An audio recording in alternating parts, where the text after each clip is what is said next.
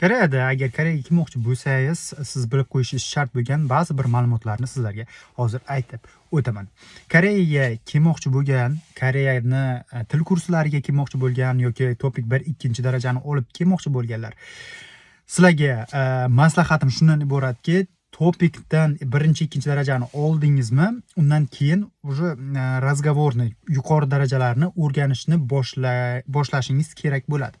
Chunki Koreyaga men shaxsan o'zim ishchi bo'lib, ish vizasida kelganligim uchun ko'plab qiyinchiliklarga uchraganman. Ayniqsa umuman eshitmagan gaplarimni eshitganman. Ya'ni Koreyada, O'zbekistonda siz koreys tilini 1-2 imni dasmida ayo, oyo yoki bo'lmasa boshqa qo'shimchalar bilan o'rgangan bo'lsangiz, bu yerda sizga ayo, oyo deb javob hech kim qaytarmaydi. Siz lekin ayo, oyo deb gapirishingizga to'g'ri keladi.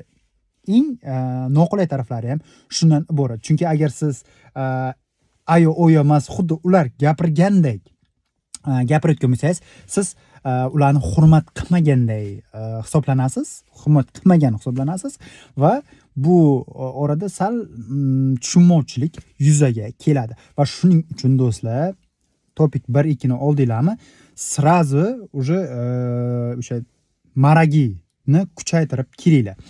Bu yerga kelib baribir ishlaysizlar. Bu yerga kelib ishlagan paytlaring koreyslar baqiradi, bir xil gaplarni bilmasangiz gapiradi.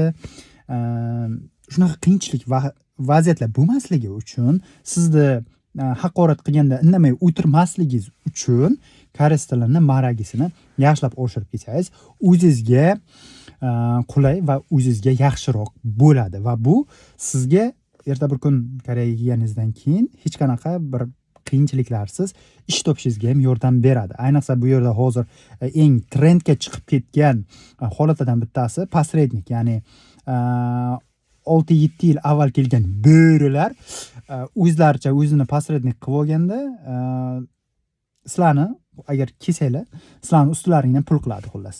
Tekpaga olib chiqaman deydi, yana gerta bolalarga o'sha sachang bilan gaplashib sizlarni ishga yuboradi, sizlarni ustilaringdan ham pul oladi. Shuning uchun koreys tilini maragisini kuchaytirib kelaveringlar. Qo'rqmanglar, hech kim yeb qo'ymaydi. Koreys tilini maragisini o'rgansanglar, bemalol qo'rqmasdan, gapirishga hech qanaqa uyalmasdan maragi kursini yaxshilab o'rganib kelishlaringni maslahat bergan bo'lardim. Ayniqsa Y9'lar ham maragisini yaxshilab kelsa, bu yog'i yaxshi bo'lib ketadi. Bir kun отказ bo'lib qolsa, keyin bu yog'i qiyinlashmaydi.